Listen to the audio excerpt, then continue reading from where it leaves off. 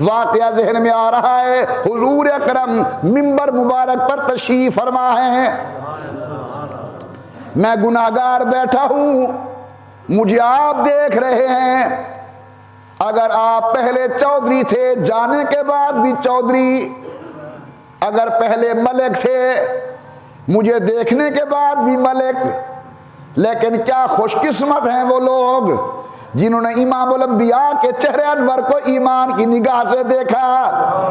آئے تھے پتہ نہیں کو کیا تھے، جب واپس گئے تو زبان پر ایک ہی پہچان ہے کہ نحن الذین بایعوا محمدا، ہم عام لوگ نہیں، ہم سرکار دو عالم کے غلام ہیں۔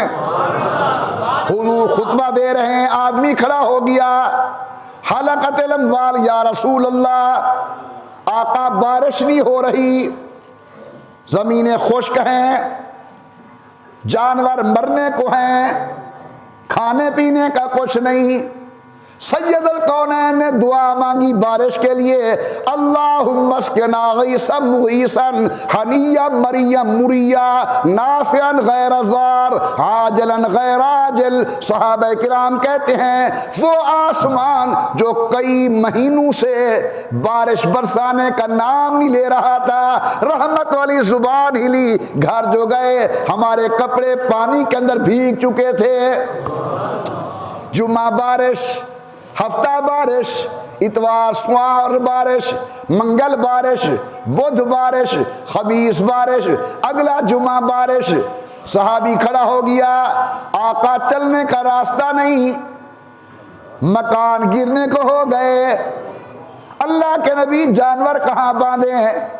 پیاری پیاری مسکراہٹ آئی حضور کے رخ انور پر۔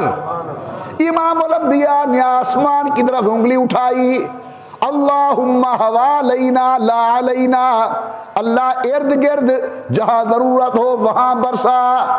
وہ بادل جو ایک ہفتے سے ٹوٹنے کا نام نہیں لے رہا تھا، انگلی مبارک ہلتی گئی، بادل ٹوٹتا گیا۔